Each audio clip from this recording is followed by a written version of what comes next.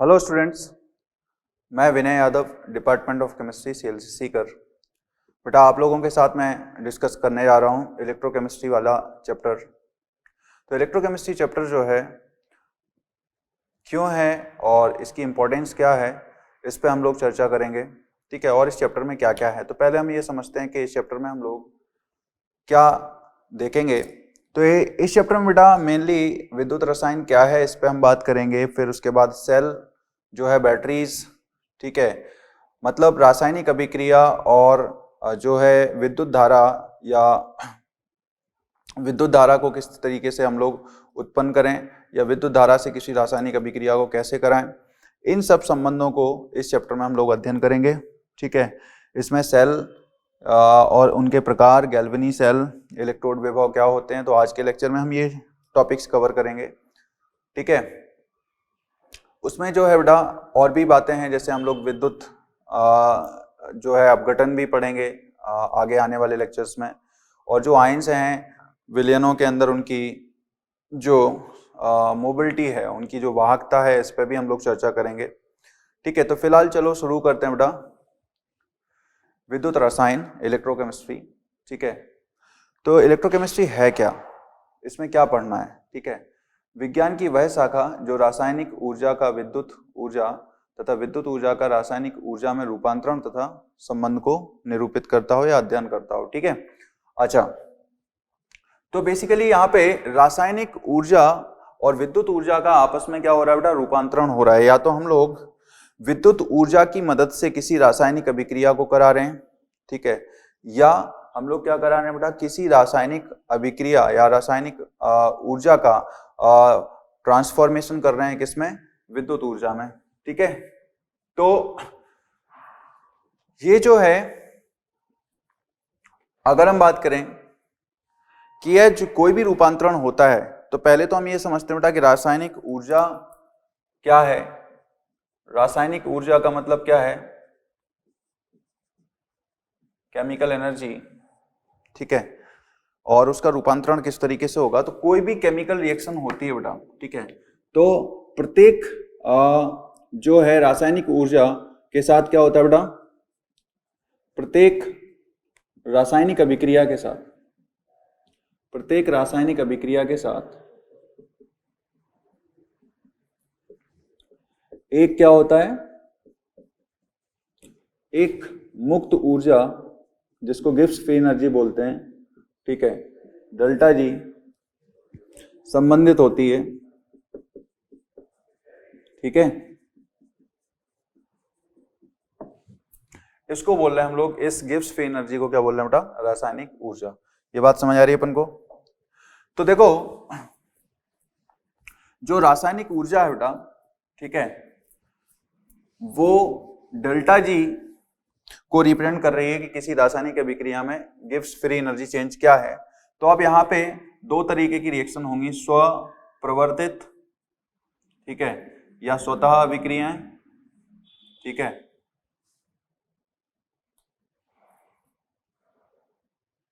स्वप्रवर्तित अथवा स्वतः रासायनिक अभिक्रियाएं। क्लियर। तो इस केस में क्या होगा, स्वप्रवर्तित में, स्वप्रवर्तित जो रासायनिक अभिक्रियाएं होंगी, ठीक है,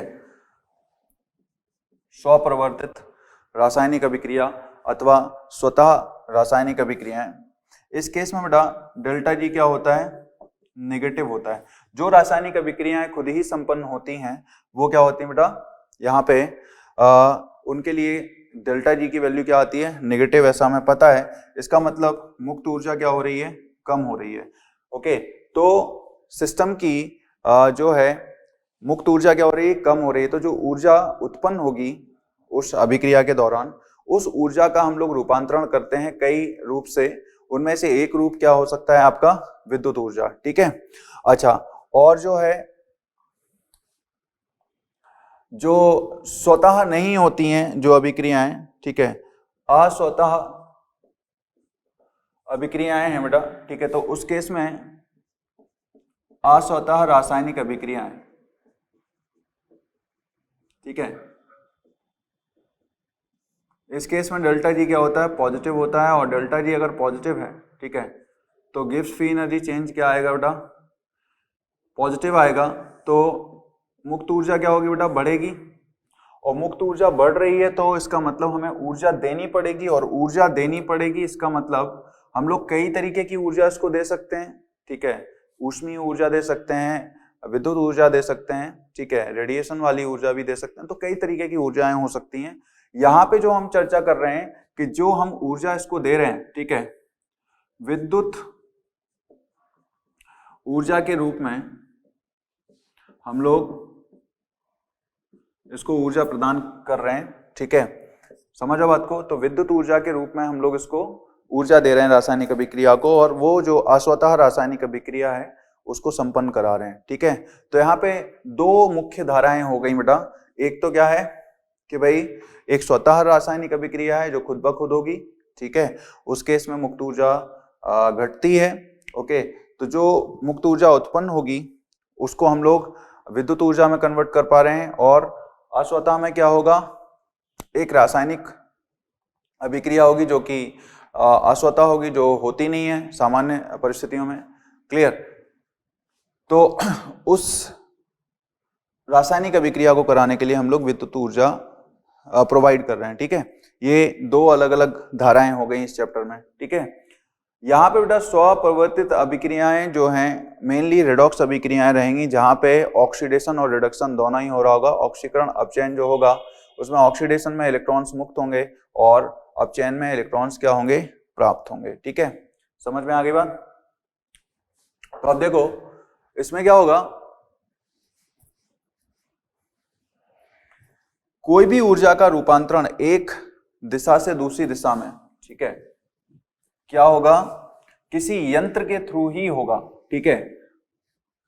ऊर्जा का रूपांतरण हम कोई भी ऊर्जा, एक ऊर्जा को दूसरे ऊर्जा में कन्वर्ट करते हैं बेटा, तो वहां पे एक यंत्र की हमें जरूरत पड़ती है, ठीक है, ओके। वो यंत्र कहलाएगा आपका सेल। क्या कहलाएगा, सेल, ओके। तो जो सेल है, ठीक है, ये बीच में काम करेगा किस किस के, ये काम करेगा बेटा रासायनिक ऊर्जा, रासायनिक ऊर्जा का रूपांतरण करेगा सेल विद्युत ऊर्जा में, ठीक है, और विद्युत ऊर्जा का रूपांतरण किस में करेगा बेटा, ये रासायनिक ऊर्जा में। समझ बात को।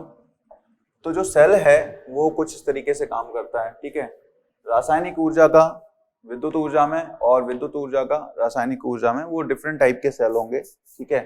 तो इस सेल को हम लोग बोलते हैं बेटा इलेक्ट्रोकेमिकल सेल, इलेक्ट्रोकेमिकल सेल, ठीक है।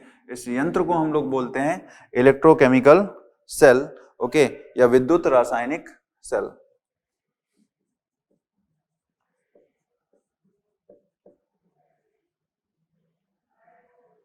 विद्युत रासायनिक सेल, ठीक है। विद्युत रासायनिक सेल मतलब क्या करेगा बेटा, एक स्वतः होने वाली रेडॉक्स अभिक्रिया से क्या करेगा, विद्युत ऊर्जा बनाएगा, और एक अस्वतः होने वाली अभिक्रिया जो है, मतलब अस्वतः जो अभिक्रिया रहेगी उसको संपन्न कराएगा अगर हम उसमें विद्युत ऊर्जा ट्रांसफर करते हैं, ठीक है। समझे बात को। तो यहाँ पे ये बात क्लियर हो गई अपन लोगों को। तो हम देखते हैं बेटा यहाँ पे कि जो विद्युत रासायनिक सेल है, ठीक है, विद्युत रासायनिक सेल है,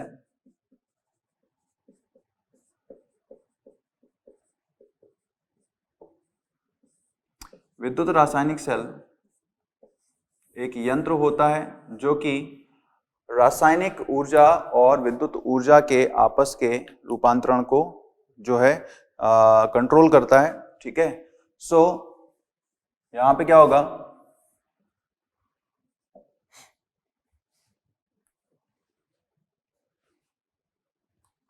विद्युत रासायनिक सेल, ठीक है, इसके दो प्रकार होंगे बेटा। एक तो होगा आपका गैल्वेनी सेल, ठीक है, या वोल्टेक सेल,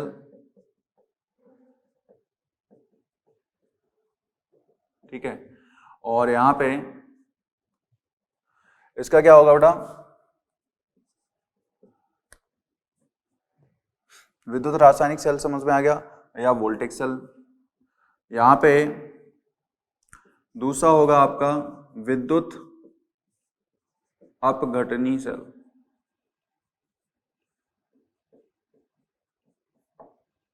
विद्युत अपघटनी सेल, ठीक है, समझो बात को। तो विद्युत अपघटनी सेल और ये गैल्वेनी सेल, ये दो टाइप के सेल होंगे, ठीक है।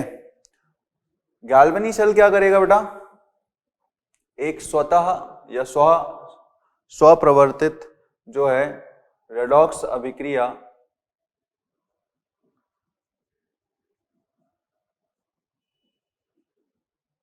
की जो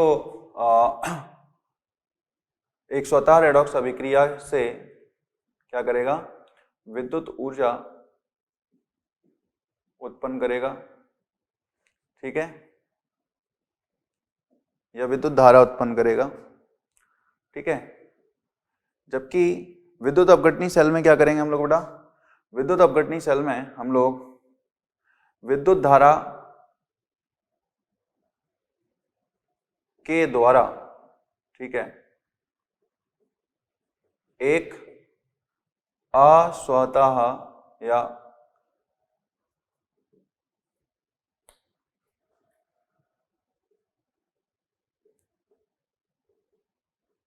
अस्वतः अभिक्रिया संपन्न कराएंगे, ठीक है। ये बात समझ में आ गई, ठीक है। तो अब देखो, जैसे गैल्वेनी सेल की और जो है विद्युत अपघटनी सेल की बात करते हैं, तो क्या होगा, गैल्वेनी सेल में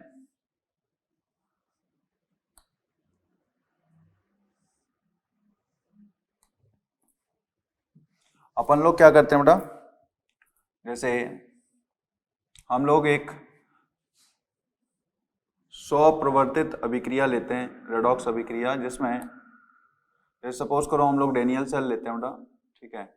इसमें दो मेटेलिक इलेक्ट्रोड्स उन्हीं के मेटल आयन के सॉल्यूशन में डाल देते हैं। जैसे सपोज Zn और ZnSO4 का कॉम्बिनेशन ले लिया, ये जलीय विलयन है बेटा, ठीक है। और यहाँ पे कॉपर सल्फेट के जलीय विलयन में क्या कर रहे हैं, कॉपर की प्लेट को डिप कर दे रहे हैं, ठीक है। यहाँ पे जो है अपन लोग इन दोनों सेल को सॉल्ट ब्रिज की मदद से क्या कर रहे हैं, कनेक्ट कर दे रहे हैं, ठीक है, समझ पा रहे हो। तो क्या होगा यहाँ पे, देखो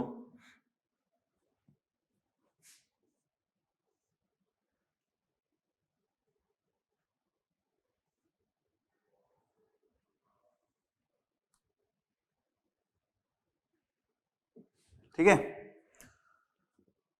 तो यहां पे क्या होगा बेटा, इस केस में ये आपका एनोड और ये आपका कैथोड हाफ सेल होगा, ठीक है। अभी इस पे अपन लोग डिटेल में बात करेंगे, ठीक है।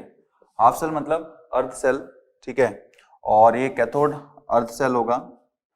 यहाँ पे क्या होगा बेटा, ऑक्सीडेशन होगा, जिंक जो है अपने Zn आयन में जाएगा, 2 इलेक्ट्रॉन रिलीज करेगा, ठीक है।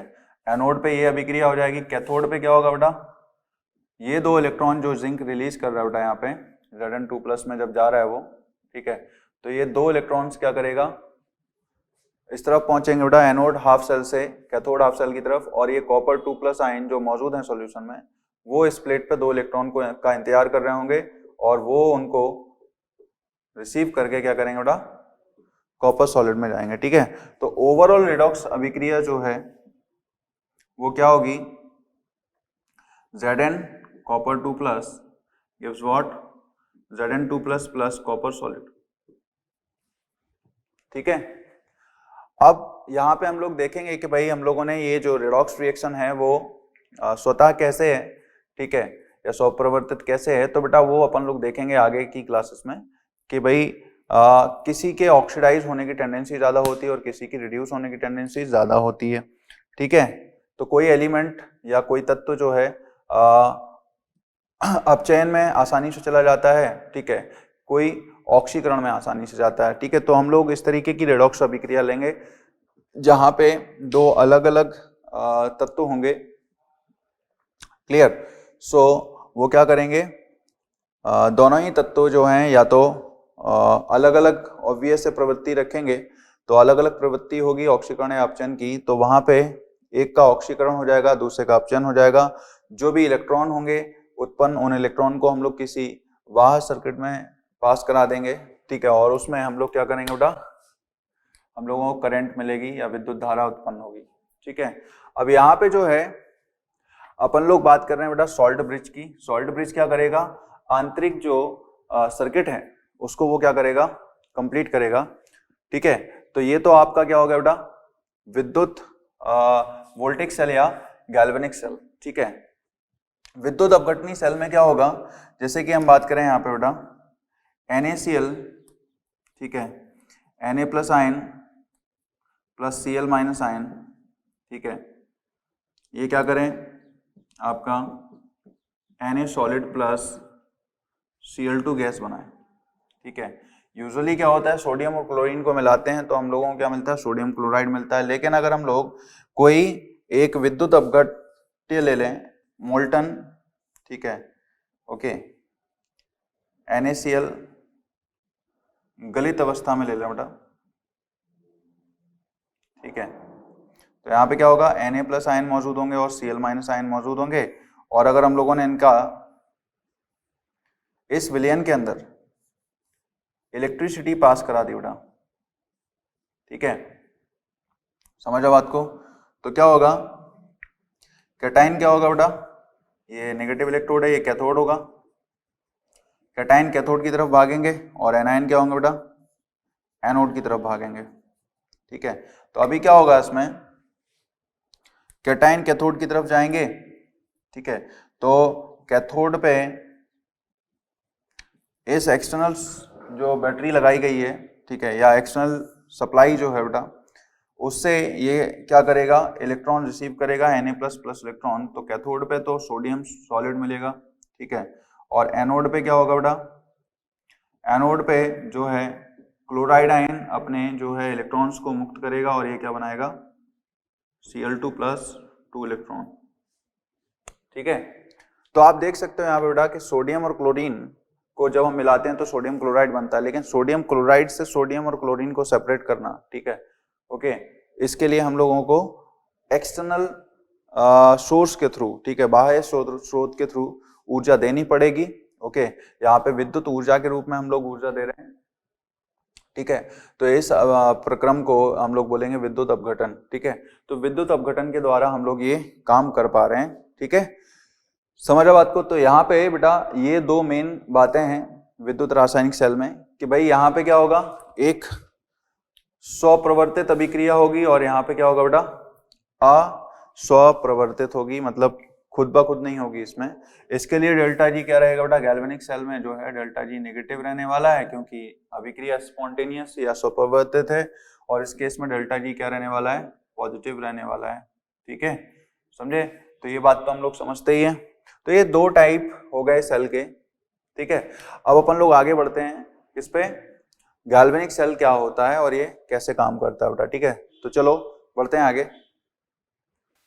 तो बेटा गैल्वेनिक सेल क्या होता है, गैल्वेनिक सेल बेसिकली एक यंत्र होता है जो कि क्या करता है, मैंने बताया आप लोगों को कि किसी रासायनिक ऊर्जा का या रासायनिक अभिक्रिया जो कि स्वप्रवर्तित अभिक्रिया है, ओके, रासायनिक ऊर्जा का रूपांतरण करती है किसमें, ठीक है, रासायनिक ऊर्जा का रूपांतरण विद्युत ऊर्जा में करती है,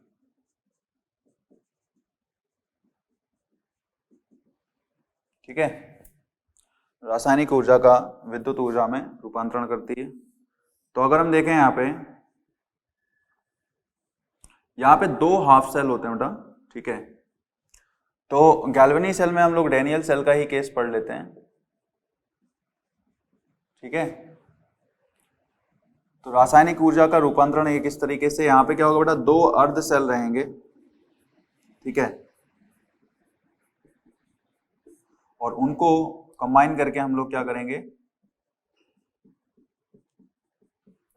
फुल सेल, कंप्लीट सेल बनाएंगे। ठीक है, यहां पे क्या होता है बेटा, ये दो इलेक्ट्रोड्स का कॉम्बिनेशन रहता है, वो अपने यूजुअली हम लोग धातु और धातु आयन सॉल्ट की बात करते हैं। ठीक है, तो ये जो इलेक्ट्रोड्स हैं वो कुछ इस तरीके से क्या है, विद्युत अपघट्ट में डिप हो जाएंगे। ठीक है, ये आपका लवण सेतु या सॉल्ट ब्रिज कहलाएगा बेटा।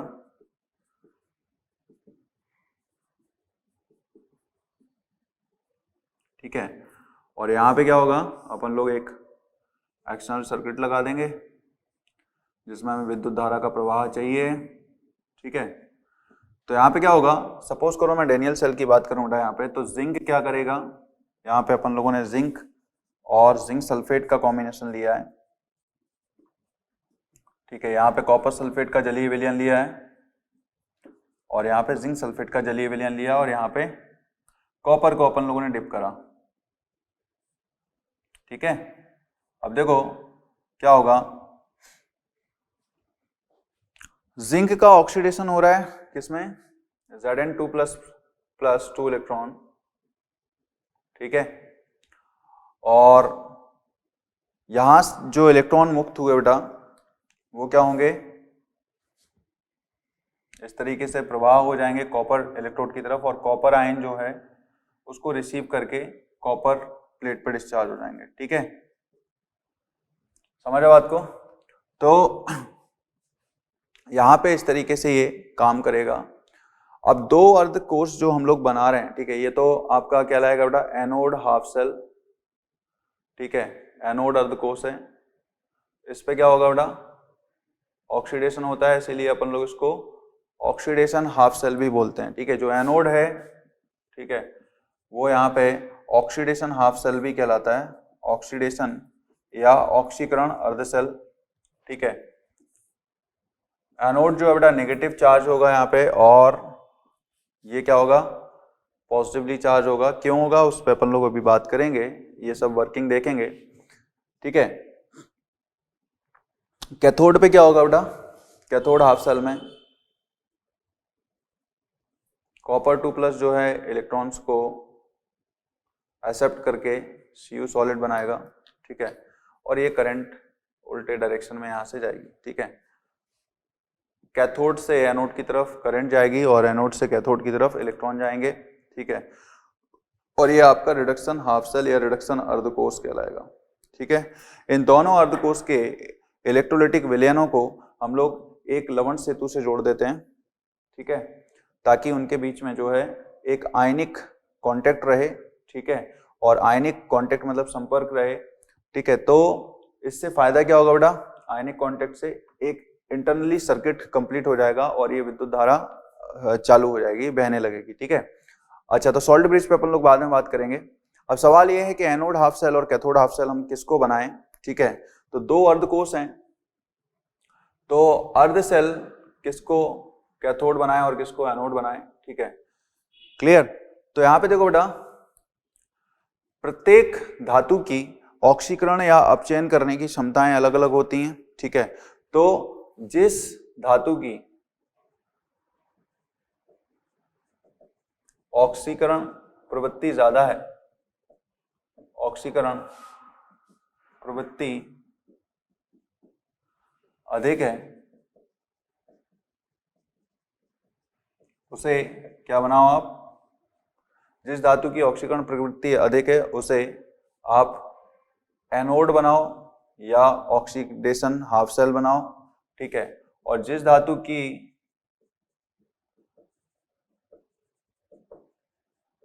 अपचयन प्रवृत्ति ज्यादा है, ठीक है, उसे क्या बनाओ बेटा, कैथोड बनाओ। ठीक है, या रिडक्शन हाफ सेल। ठीक है, ये पता कैसे चलेगा किसका ज्यादा है, ऑक्सीकरण प्रवृत्ति या अपचयन प्रवृत्ति। ठीक है, तो जैसे हम लोग जिंक और कॉपर की ही बात करते हैं बेटा। ठीक है, कि अगर अपन लोग जिंक की प्लेट को कॉपर आयन के सॉल्यूशन में डिप कर देते हैं, ठीक, कॉपर सल्फेट के सॉल्यूशन में डिप करेंगे, तो हम देखते हैं कुछ समय बाद क्या होता है बेटा, यहाँ पे जो जिंक की प्लेट है, ठीक है, उसके ऊपर ब्राउन कलर का क्या है बेटा, कॉपर डिस्चार्ज हो गया है या कॉपर की एक परत जमा हो गई है, ठीक है। और ये जो सॉल्यूशन होता है, ठीक है, ये थोड़ा सा ब्लू कलर का होता है, ठीक है, ओके। तो ये नीले रंग का विलयन होता है, इसका नीला रंग क्या होता है बेटा, फीका पड़ने लगता है, ठीक है। तो ब्लू कलर जो होता है इसका वो फेड होने लगता है, ठीक है। और यहाँ पे क्या होगा कि अगर सपोज अपन लोग इसमें H2S गैस पास करा दें तो हमें ZnS का एक व्हाइट कलर का प्रेसिपिटेट मिलता है, अवक्षेप मिलता है, ठीक है। तो श्वेत अवक्षेप मिल रहा है ZnS का, इसका मतलब इस विलयन में जिंक पहले तो नहीं था लेकिन अब आ गया है। तो मतलब यहाँ पे एक बात तय है कि यहाँ पे धातु से कुछ जो है धातु के परमाणु विलयन में उतर गए हैं, ठीक है, Zn2+, ठीक है।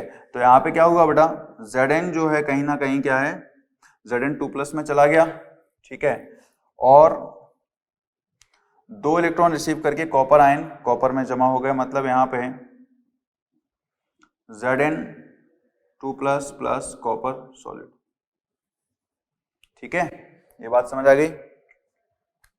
तो कहने का मतलब ये है बेटा कि जिंक और कॉपर का जब हम कॉम्बिनेशन ले रहे हैं तो Zn को अपन लोगों ने क्या है, कॉपर आयन के साथ लिया, तो Zn plus copper ion will give what, Zn2+ plus copper solid, ठीक है। ये बात अपन को क्लियर है, चलो ठीक है। तो Zn plus copper 2+ gives what, Zn2+ और कॉपर सॉलिड। यहां तक कि अपन लोगों को बात समझ आ रही है, ओके। नाउ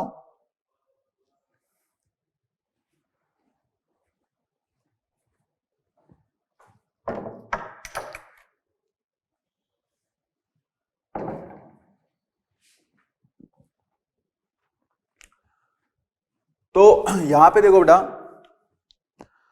जिंक की ऑक्सीकरण प्रवृत्ति ज्यादा है और कॉपर आयन की रिडक्शन प्रवृत्ति ज्यादा है, ठीक है, समझे बात को। तो जिंक को हम लोग क्या बना रहे हैं, एनोड, और कॉपर को क्या बना रहे हैं, कैथोड, ठीक है। अगर हम उल्टा करते कि जिंक सल्फेट के सॉल्यूशन में कॉपर की प्लेट को डिप करते हैं, ठीक है, जिंक सल्फेट के सॉल्यूशन में कॉपर की प्लेट को डिप करते तो कुछ नहीं होता, ठीक है, क्योंकि जिंक पहले से ही ऑक्सीकृत फॉर्म में, ऑक्सीकरण अवस्था में ही है अपनी, ठीक है, ऑक्सीकृत अवस्था में, Zn2+ के ही फॉर्म में बेटा, क्लियर। और कॉपर जो है अपनी जो है अपचेत अवस्था में ही है, क्लियर। तो दोनों ही अपने खुश रहेंगे, वो एक दूसरे का डिस्प्लेसमेंट नहीं करेंगे, ठीक है। तो जिंक की प्लेट को अगर अपन लोग कॉपर आयन के विलयन में डालते हैं तो जिंक कॉपर आयन को विस्थापित करेगा बेटा। इसका मतलब जिंक की कॉपर से ऑक्सीकृत होने की प्रवृत्ति ज्यादा है, ठीक है। तो जिसकी ऑक्सीकृत होने की प्रवृत्ति ज्यादा है उसको एनोड बना दो ताकि वो इलेक्ट्रॉन दे सके, और जिसकी रिडक्शन प्रवृत्ति ज्यादा है उसको कैथोड बना दो, जिसकी अपचयन प्रवृत्ति ज्यादा है उसको कैथोड बना दो, ठीक है, क्लियर। कैथोड हाफ सेल बना दो, और जो इलेक्ट्रॉन का एक्सचेंज होगा उसको हम लोग गैल्वेनी सेल में ले लेते हैं, ठीक है। अब सवाल ये है कि यहाँ पे जो है कितनी विद्युत धारा प्रवाहित होगी, ठीक है, उसके लिए हम लोग ये देखते हैं कि भाई यहाँ पे इलेक्ट्रोड पोटेंशियल कितना है, ठीक है, मतलब विभवांतर कितना है, ठीक है। तो पहले हम बात करते हैं बेटा कि किसी भी धातु की या कोई भी इलेक्ट्रोड है, ठीक है, उसका विभव क्या है, ठीक है, उसके आधार पे हम निर्धारित करेंगे कि उसकी ऑक्सीकरण होने की क्षमता ज्यादा है या अपचेत होने की क्षमता ज्यादा है, ठीक है। तो देखो यहाँ पे नया शब्द आएगा अपना इलेक्ट्रोड विभव, ठीक है, क्या होता है ये हम देखते हैं। इलेक्ट्रोड विभव क्या होता है,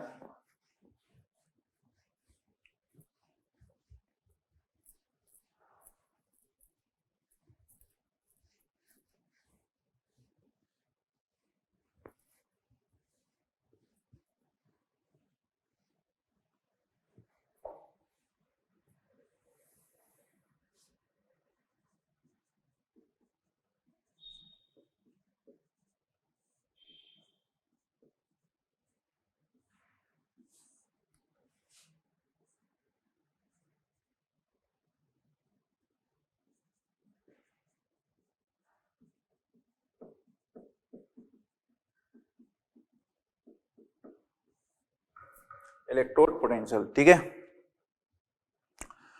देखो बेटा इलेक्ट्रोड पोटेंशियल क्या है ये समझते हैं।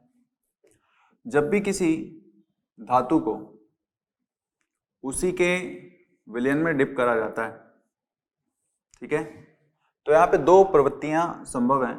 ठीक है, कि भाई धातु की सतह पे जो है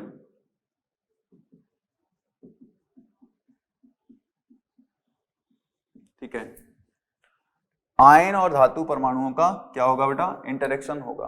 इंटरेक्शन समझ रहे हो बात को, एक दूसरे के साथ वो कुछ ना कुछ खिंचाव या बल महसूस करेंगे। ठीक है, तो ये आपका मेटल एटम है और ये Mn+ है। ठीक है, ये विलयन के अंदर हम लोगों ने डाला। ठीक है, तो अब क्या होगा बेटा, यहाँ पे दो प्रवृत्तियां संभव हैं। ठीक है, क्या कि जो है मेटल एटम प्लेट से निकल के गया बेटा आयनिक अवस्था में जाने लगे। ठीक है, और दूसरा क्या है, मेटल आयन जो है, पहले हम इसी को बात कर लेते हैं। ठीक है, तो मतलब यहां पे क्या होगा,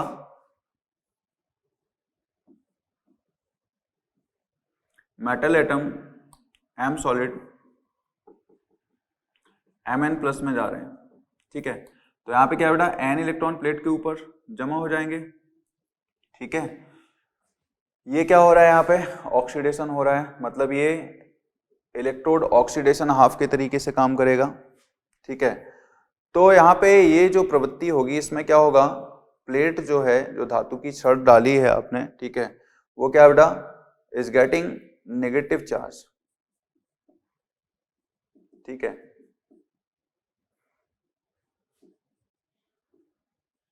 विलयन के सापेक्ष विद रिस्पेक्ट टू सॉल्यूशन। ठीक है, ये प्लेट जो है विलयन के सापेक्ष क्या हो रही है बेटा, नेगेटिवली चार्ज हो रही है। ठीक है, और ये जो ऑक्सीडेशन हो रहा है इसीलिए इसको बोलेंगे हम लोग एनोड। ठीक है, तो अगर यहाँ पे एनोड की तरीके से बिहेव कर रही है ये इलेक्ट्रोड प्लेट, ठीक है, तो यहाँ पे क्या होगा, ऑक्सीडेशन होगा। ऑक्सीडेशन होगा तो प्लेट जो है बेटा नेगेटिवली चार्ज कैरी कर रही है सॉल्यूशन के सापेक्ष, इसीलिए इसको एनोड हाफ सेल को या ऑक्सीडेशन हाफ सेल को अपन लोगों ने नेगेटिव साइन से डिनोट करा बेटा। ठीक है, अगर दूसरी संभावना क्या बेटा, विलयन से क्या है, मेटल आयन क्या करें, एन इलेक्ट्रॉन प्लेट से खींच लें। ठीक है, क्लियर, और वो क्या करें, मेटल एटम बना लें। ठीक है, ये दूसरी संभावना हो गई। ठीक है, कि जो मेटल आयन है और ये मेटल एटम है। ठीक है, तो ये M सॉलिड हो गया। ठीक है, समझ आ रही बात। तो एनोड और कैथोड की जब हम बात कर रहे हैं, तो एनोड पे क्या हो रहा है, ऑक्सीडेशन हो रहा है, कैथोड पे क्या हो रहा है, रिडक्शन हो रहा है। ठीक है, तो कैथोड की जो वर्किंग है उसमें अगर हम देखें तो इससे एन इलेक्ट्रॉन कम हो रहे हैं, तो मतलब ये कहीं ना कहीं क्या हो रही है बेटा, प्लेट से एन इलेक्ट्रॉन कम हो रहे हैं, तो प्लेट जो है is getting positive with respect to solution. विलयन के सापेक्ष ये प्लेट क्या हो रही है, पॉजिटिव आ रही है। ठीक है, ये बात क्लियर है अपन को। तो विलयन के सापेक्ष जब प्लेट पॉजिटिव आ जाएगी तो उस स्थिति में क्या होगा बेटा, ये प्लेट विलयन के सापेक्ष पॉजिटिव आ रही है, मतलब विलयन के और प्लेट के बीच में कोई ना कोई पोटेंशियल डिफरेंस क्रिएट हो रहा है। ठीक है, इसी तरीके से प्लेट, इस केस में क्या बेटा, प्लेट और सॉल्यूशन के बीच में भी पोटेंशियल डिफरेंस क्रिएट हो रहा है। ठीक है, तो इस पोटेंशियल डिफरेंस को हम लोग बोल रहे हैं इलेक्ट्रोड पोटेंशियल या इलेक्ट्रोड विभव। बात समझ आ रही है, क्लियर। लेकिन इसको मेजर हम तभी कर पाएंगे बेटा जब हम किसी दूसरे इसको कंप्लीट सर्किट में कनेक्ट करें। ठीक है, समझ रहे हो बात को। अब जिसका ऑक्सीडेशन पोटेंशियल ज्यादा होगा, मतलब इसको यहाँ पे क्या बुलाएंगे हम लोग, ये जो इलेक्ट्रोड पोटेंशियल है इसको यहाँ पे हम लोग बुलाएंगे, अगर वो एनोड के तरीके से काम कर रहा है तो उसका हम लोग लेंगे ऑक्सीडेशन पोटेंशियल। क्या लेंगे बेटा, ऑक्सीडेशन पोटेंशियल। ठीक है, ऑक्सीकरण विभव। ठीक है, और उसको रिप्रेजेंट कैसे करेंगे बेटा, Em2Mn+। ठीक है, समझो बात को। मेटल सॉलिड से आप Mn+ में जा रहे हो, इसको बोल रहे हैं क्या अपन लोग ऑक्सीकरण विभव, ठीक है। और यहां पे क्या हो रहा है बेटा, इसको बोल रहे हैं हम लोग Mn+2m सॉलिड, इसको बोल रहे हैं रिडक्शन विभव या अपचयन विभव, ठीक है। अब जिसका ऑक्सीकरण विभव ज्यादा होगा उसकी ऑक्सीकरण होने की क्षमता क्या होगी बेटा, ज्यादा होगी, या ऑक्सीकृत होने की चांसेस ज्यादा होंगे, ठीक है। तो यहां पे ऑक्सीडेशन पोटेंशियल, ओके, ऑक्सीकरण विभव जिसका ज्यादा है, ठीक है, उसकी ऑक्सीकरण प्रवृत्ति अधिक होगी, ठीक है। और जिसका रिडक्शन पोटेंशियल ज्यादा है, उसका रिडक्शन पोटेंशियल ज्यादा है, तो उसमें क्या होगा, अपचयन प्रकृति ज्यादा होगी,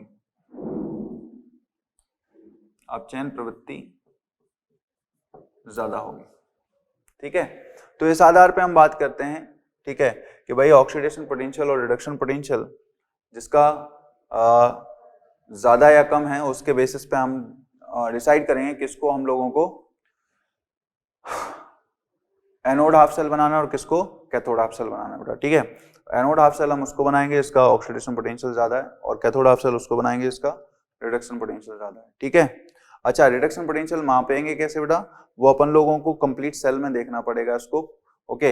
वैसे तो मेजर नहीं कर सकते हैं। एक चीज और समझ लो यहाँ पे कि भाई यहाँ पे जैसे अपन लोग बात करें कि हमने प्लेट को डिप करा किसमें, सॉल्यूशन में, तो एक एटम Mn+ में गया तो n इलेक्ट्रॉन यहाँ पे एक्स्ट्रा आ गए, तो अब जो है दूसरे मेटल एटम का मेटल आयन में कन्वर्ट होना थोड़ा मुश्किल हो जाएगा, क्योंकि ऑलरेडी इस पे नेगेटिव चार्ज है। तो नेगेटिव चार्ज वाली प्लेट जो है मेटल आयन को रिलीज इतने आसानी से नहीं करेगी, ये वापस इसको अट्रैक्ट करेगी, ठीक है, समझ रहे बात को।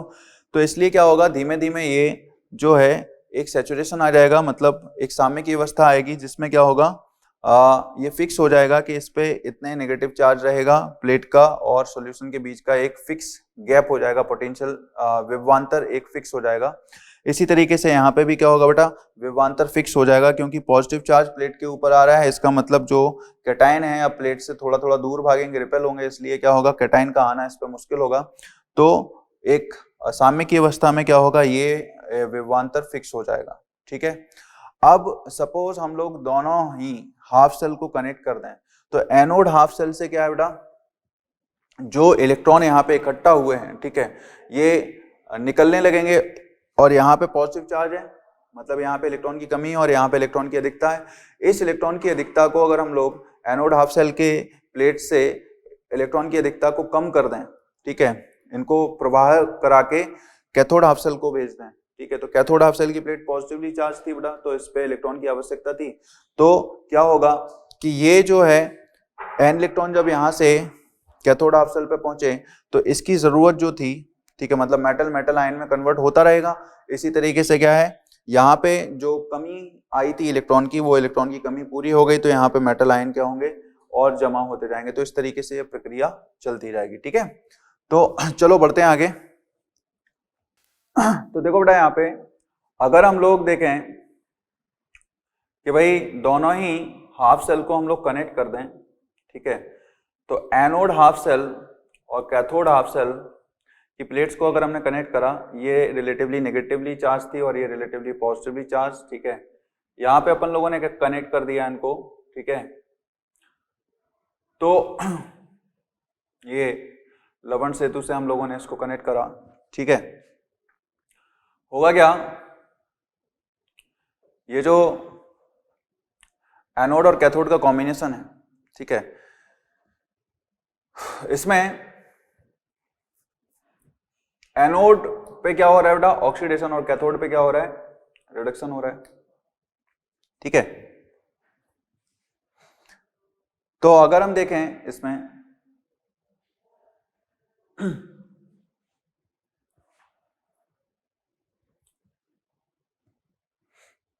कि भाई इलेक्ट्रोड पोटेंशियल जो है बेटा, यहां पे इलेक्ट्रॉन अगर इनको कनेक्ट कर दिया, तो यहाँ पे जो एक्सेस में इलेक्ट्रॉन आ रहे थे, वो इलेक्ट्रॉन यहाँ जहां पे कमी है उस तरफ बहने लगेंगे और यहां से उल्टे डायरेक्शन में करंट प्रोड्यूस होने लगेगा, ठीक है।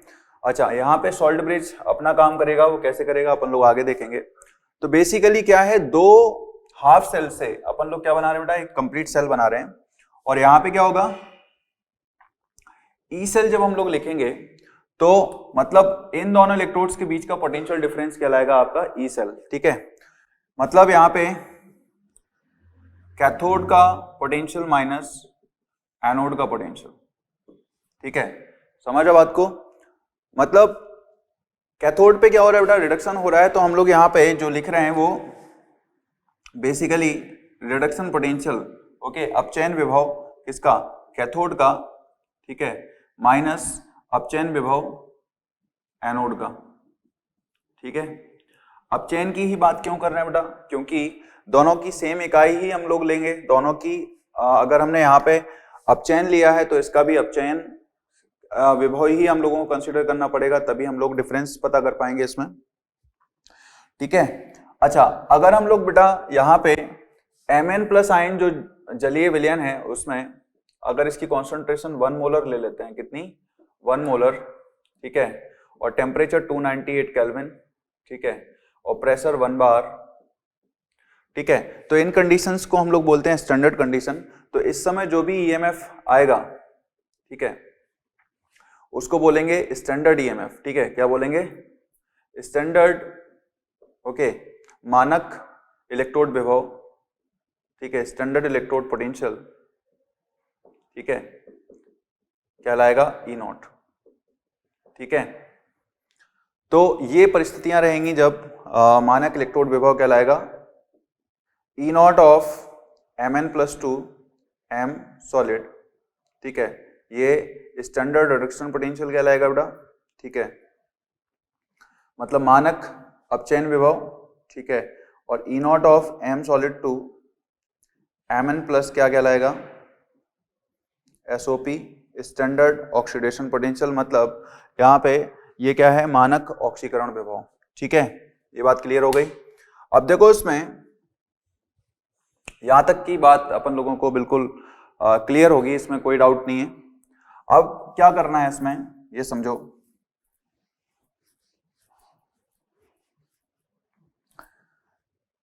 कि भाई जिसका SRP वैल्यू ज्यादा होगा, स्टैंडर्ड रिडक्शन पोटेंशियल ज्यादा होगा, उसको हम लोग क्या करेंगे बेटा, कैथोड बनाएंगे, और जिसका स्टैंडर्ड रिडक्शन पोटेंशियल कम होगा उसको हम लोग एनोड बनाएंगे, ठीक है। तो ई सेल जो है क्या आएगा, या ई नॉट सेल क्या आएगा, E nought reduction potential of cathode, ठीक है।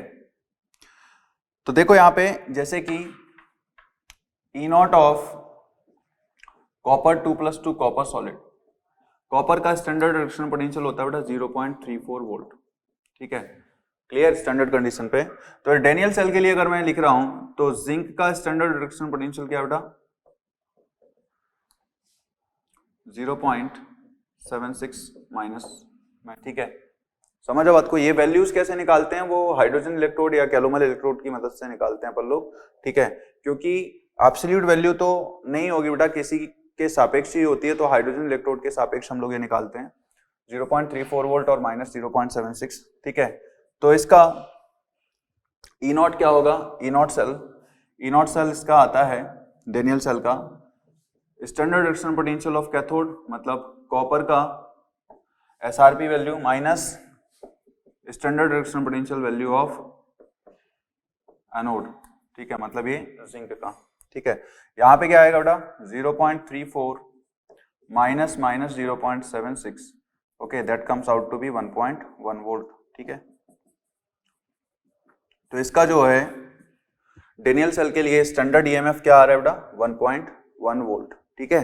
तो ये कहानी अपन को समझ में आई होगी डेनियल सेल की, ओके। अब हमें थोड़ा सा सॉल्ट ब्रिज को समझना है, ठीक है, और हमें ये भी समझना है कि डेनियल सेल में अगर एक्सटर्नल बैटरी लगा देते हैं हम लोग, ठीक है, तो क्या फर्क पड़ेगा, ये समझ में आ गया बेटा। अच्छा, तो एक बात ध्यान रखो, स्टैंडर्ड रिडक्शन पोटेंशियल जो होता है SRP, वही मानक इलेक्ट्रोड विभव भी कहलाता है, ठीक है, ओके। स्टैंडर्ड मानक इलेक्ट्रोड विभव, ओके, स्टैंडर्ड इलेक्ट्रोड पोटेंशियल, ये IUPAC ने कन्वेंशन लिया है कि अगर अपन लोगों को ये नहीं बोला गया है, ठीक है, इलेक्ट्रोड पोटेंशियल शब्द यूज किया गया है स्टैंडर्ड इलेक्ट्रोड पोटेंशियल, और हमें ये समझ नहीं आ रहा है कि वो ऑक्सीडेशन है या रिडक्शन है, ठीक है, तो स्टैंडर्ड इलेक्ट्रोड पोटेंशियल जो है बेटा कन्वेंशनली क्या माना गया है, स्टैंडर्ड रिडक्शन पोटेंशियल, ठीक है, स्टैंडर्ड अपचयन विभव को ही हम लोग क्या बुलाएंगे, स्टैंडर्ड इलेक्ट्रोड विभव, ठीक है। अच्छा, तो फॉर्मूले तो कई सारे लिखे जा सकते हैं यहाँ पे, ठीक है। अब एक बात और समझो, जैसे A से AN प्लस N इलेक्ट्रॉन गया बेटा, ठीक है, इसके लिए E0 हम लोगों ने लिखा, ठीक है, मान के चलो x वोल्ट, ये क्या बता रहा है, ऑक्सीडेशन वोल्ट पोटेंशियल, ठीक है, तो AN plus plus N electron के लिए, ठीक है, तो E0 आएगा वो -x वोल्ट आएगा। समझ लो बात को, ये बात ध्यान रखना, ठीक है, कि भाई अगर रिएक्शन को उल्टा लिख रहे हैं तो जो है इलेक्ट्रोड पोटेंशियल का साइन क्या हो जाएगा, पलट जाएगा, ठीक है, क्योंकि रासायनिक अभिक्रिया की जो मुक्त ऊर्जा होगी बेटा उसका साइन भी चेंज हो जाएगा, ठीक है। तो मुक्त ऊर्जा के आधार पे हम लोग यहाँ पे ई सेल का भी साइन चेंज कर देंगे, ठीक है। तो मतलब हम ऐसा बोल सकते हैं कि ऑक्सीडेशन पोटेंशियल जो ऑक्सीकरण विभव है वो minus times of reduction potential होगा, या मैं बोलूं स्टैंडर्ड ऑक्सीडेशन पोटेंशियल जो है बेटा माइनस टाइम्स ऑफ SRP होगा, ठीक है।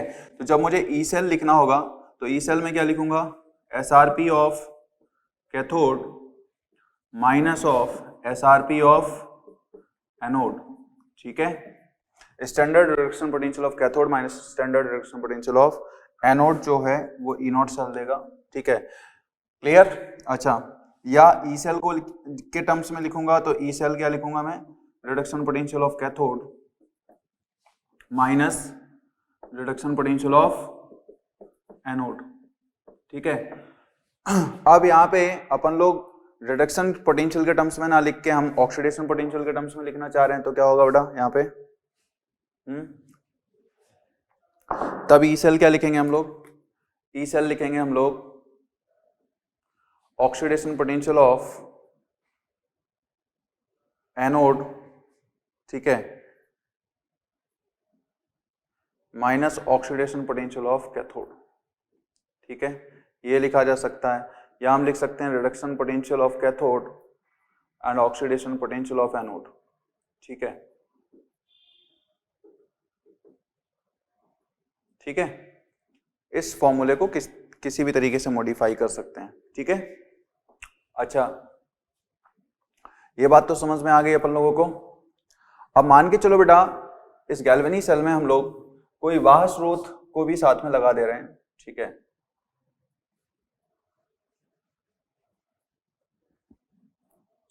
तो क्या प्रभाव पड़ेगा ये हम देखते हैं यहाँ पे, ठीक है, कि अगर अपन लोगों ने यहाँ पे इसको कनेक्ट करा,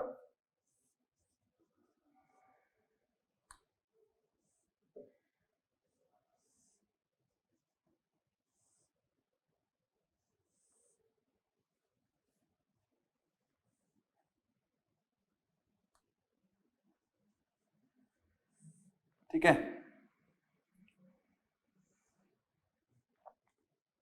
ओके। तो अगर अपन लोग यहाँ पे क्या कर रहे हैं कि एक्सटर्नल सोर्स से यहाँ पे एक बाह्य विद्युत क्षेत्र उत्पन्न कर रहे हैं, तो क्या प्रभाव पड़ेगा बेटा, अपन लोगों को पता है कि अगर इसकी सांद्रता है हम लोगों ने कितनी ले रखी है स्टैंडर्ड कंडीशन में, 1 मोलर और 1 मोलर, ओके, टेम्परेचर आपका 298 केल्विन है और प्रेशर 1 बार है, तो उस स्थिति में जो है इन दोनों के बीच का जो पोटेंशियल गैप आ रहा है वो कितना आ रहा है बेटा, 1.1, कितना आ रहा है, 1.1, ओके। अब यहाँ पे क्या कर रहे हैं हम लोग, इस वायर के थ्रू हम लोग पोटेंशियल डिफरेंस बदल रहे हैं, ठीक है। अगर ये एक्सटर्नल की वैल्यू बेटा 1.1 वोल्ट से कम है, ठीक है, तो ये केस 1 हो गया, ठीक है। तो उस स्थिति में क्या होगा, सेल जैसे ऑपरेट हो रहा था, मतलब जैसे काम कर रहा था वैसा ही करेगा, ठीक है, बस उसका जो है अपोजिट डायरेक्शन में अपन लोगों ने एक्सटर्नल बैटरी को लगाया, ठीक है, तो ये क्या करेगा इसको मतलब अपोजिट डायरेक्शन में एक विद्युत वाहक बल देगा, जिसकी वजह से विद्युत धारा में कमी आएगी बेटा। ठीक है,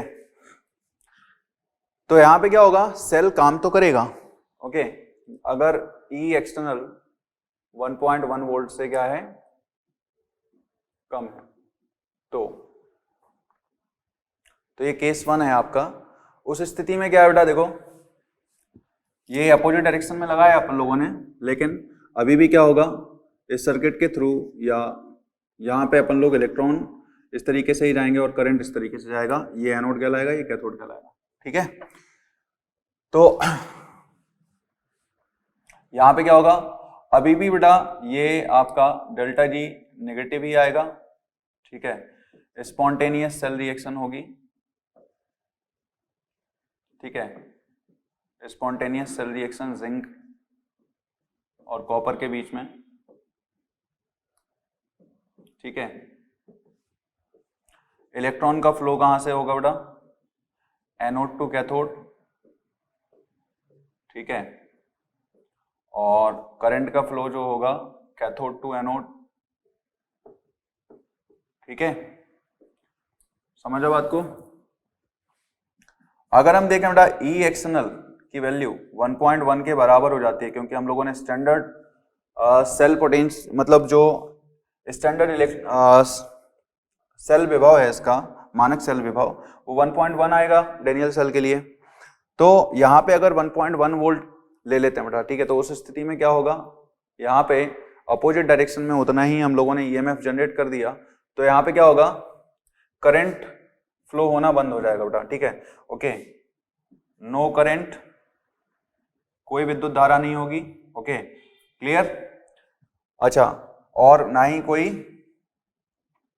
अभिक्रिया होगी। ठीक है, कोई अभिक्रिया भी नहीं होगी, ना ही कोई करंट होगा। मतलब पहले केस में जब ई एक्सटर्नल कम है बेटा, 1.1 वोल्ट से कम है, ठीक है, या तो उस केस में अभी भी जो है सेल जो है आपका गैल्वेनी सेल की तरीके से काम कर रहा है और विद्युत धारा वो उत्पन्न कर रहा है। ठीक है, ओके। लेकिन अगर बाहर जो सेल है बेटा, अपन लोगों ने 1.1 वोल्ट से ज्यादा ले लिया, ठीक है, मतलब ये कुछ इस तरीके से अब ऑपरेट होने लगा कि इस सर्किट के अंदर ये मेन रोल प्ले करने लगा।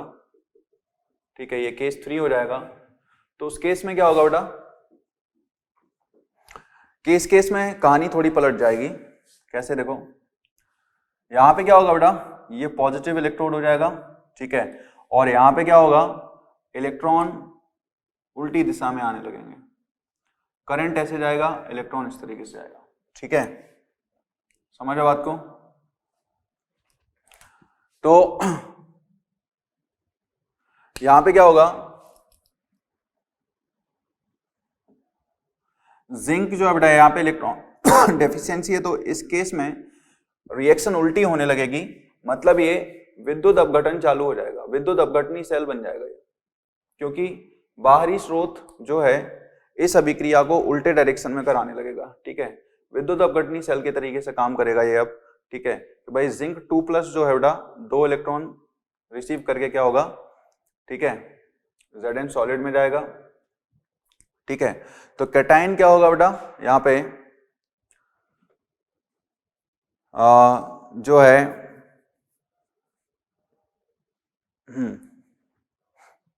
ठीक है, और यहाँ पे कॉपर जो है ऑक्सीडाइज होने लगेगा, कॉपर 2+ + 2 इलेक्ट्रॉन।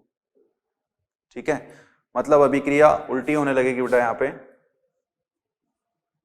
ओके, सो ये साइन आपके पलट जाएंगे। ओके, और ये आपका कैटाइन इधर पे जा रहा है, अब ये कैथोड कहलाएगा और ये क्या कहलाएगा बेटा, एनोड कहलाएगा। समझो बात को। ठीक है, तो इलेक्ट्रॉन कहां से कहां फ्लो करेंगे बेटा, इलेक्ट्रॉन फ्लो करेंगे कॉपर टू जिंक। ठीक है, मतलब यहाँ पे एनोड टू कैथोड। ठीक है, और करंट जो है कैथोड टू एनोड। ठीक है, अच्छा ये बात समझ आ रही है, मतलब जिसको हम लोग पहले कैथोड बुला रहे थे, ठीक है, अब वो साइन पलट गए हैं। क्लियर। सो यहाँ पे क्या होगा कि जब अपन लोग इसको इस सर्किट के अंदर, मतलब हम लोगों ने जहाँ पे करंट पास करा रहे हैं उसमें बाह्य स्रोत हम लोगों ने लगाया 1.1 वोल्ट से ज्यादा, तो अब इस सेल की जो स्टैंडर्ड कंडीशंस पे हम लोगों ने जो सेल लिया था वो क्या हो जाएगा बेटा, वो अब विद्युत अपघटनी सेल की तरीके से काम करेगा। मतलब यहाँ पे वो अभिक्रिया होने लगेगी जो अस्वतः है या स्वप्रवर्तित नहीं है। ठीक है, तो यहाँ पे ये बात समझ आ गई बेटा, Zn2 प्लस कॉपर सॉलिड ये क्या करेगा, कॉपर 2 प्लस और Zn सॉलिड। ठीक है, ये बात समझ आ गई अपन को, क्लियर। तो इस तरीके से आपको ये अभी समझ में आ गया होगा कि यहाँ पे गैल्वेनी सेल कैसे काम कर रहा है बेटा और इलेक्ट्रोड पोटेंशियल क्या होता है। ठीक है, अब नेक्स्ट क्लास में हम लोग बात करेंगे ये लवण सेतु किस तरीके से काम करता है और ये पूरा गैल्वेनिक सेल की वर्किंग समझेंगे। ठीक है, और फिर जो है अपन लोग नस्ट इक्वेशन पे भी चर्चा करेंगे। ठीक है, चलो फिर अपन लोग बेटा नेक्स्ट क्लास में मिलेंगे। आज की क्लास में यहीं ओवर कर रहा हूँ। Okay, thank you very much.